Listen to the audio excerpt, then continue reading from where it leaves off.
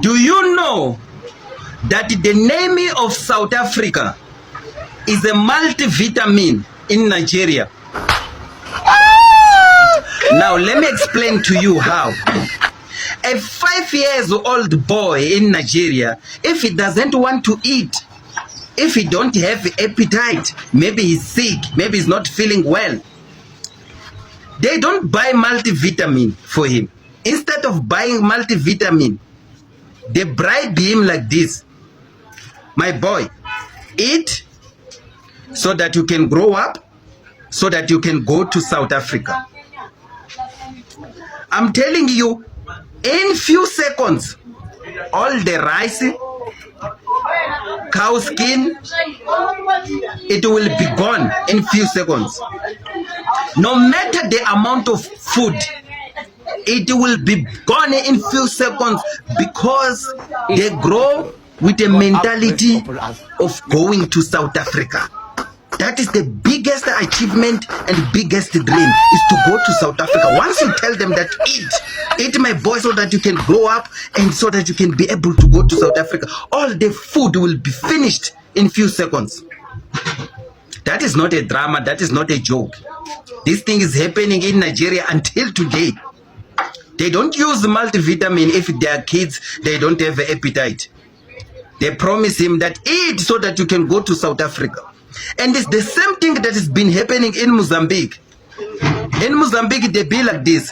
Jana utakula utayaju. The food will be gone. Because all the boys from Mozambique, they want to come to South Africa. Same thing that's happening in Zimbabwe, Malawi, Zambia, Tanzania. Most of the countries, they bribe their children like that. They don't use multivitamin. So, this thing of Nigeria and other countries trying to compare themselves with South Africa, it is just a drama. They know the reality.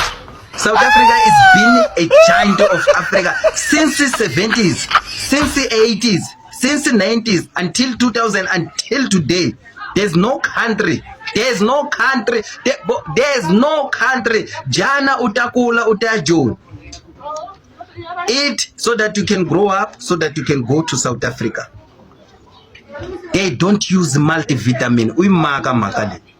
Nigeria and Ghana, they have taken this thing of protest so personal that now they want to twist government of South Africa to let illegal immigrants from their nations to stay in that country by force because of the MTN, because of Stanbic Bank, because of whatever mining companies in their countries.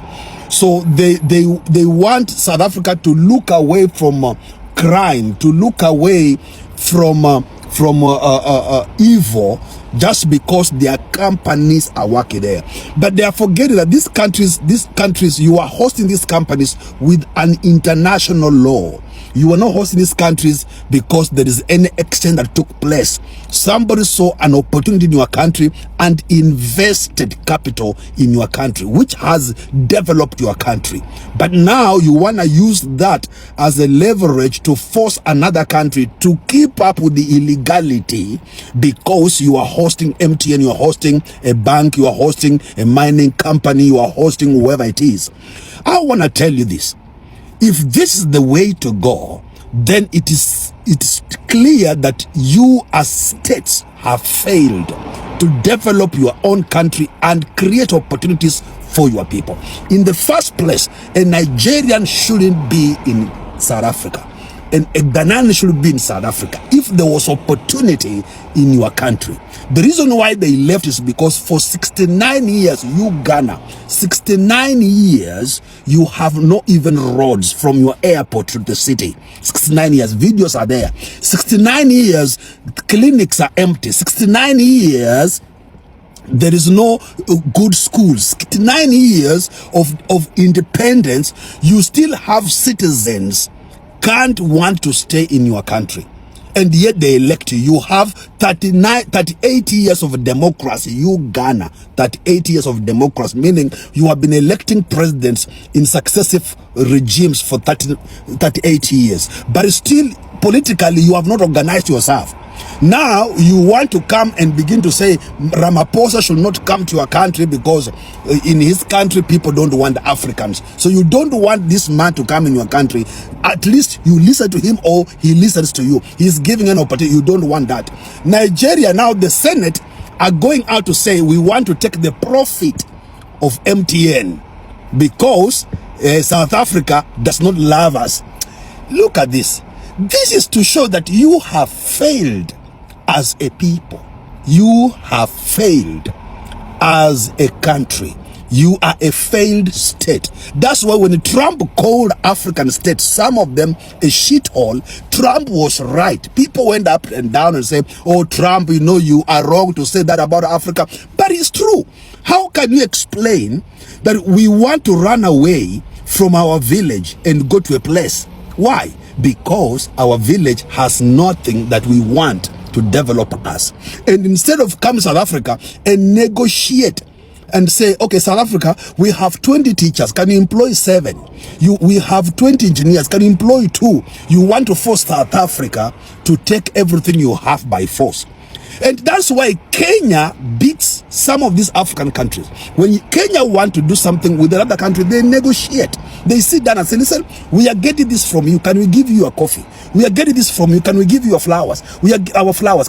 We are getting this from you. Can we give you our rice? We are getting this. Can we give you manpower? But now this thing of forcing South Africa does it or not, South Africa does it or not, that is forcing, that is manipulating. That means that you are not even able to accept your mistakes and your failures as a nation and as a state. And it beats my mind to see that African countries, they want to use this thing of we have these companies of Africa in our country so that illegal immigration may continue. Why do we then number people? Why do we then register people? Why do we have passports? Why do we have ID cards? Why do we have birth certificate? Why do we have identity numbers? Why? It's because we need to be registered.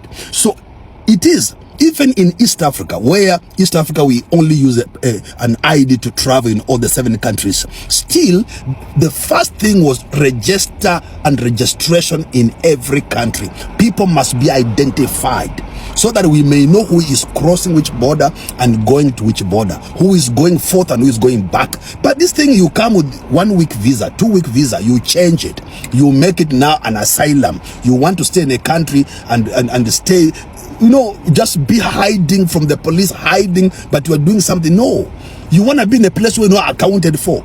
This is not true, man. This is not right, man. This is not the correct way to go. And we can't force the country to legalize illegality. Let us first of all sort out illegality. And that is why I will say, fix your nation should become the top priority for every citizen on the African continent. We must begin to demand services and demand that our governments do what we ask them to go to the office to represent us to do. Thank you so much, guys. Please share and God bless.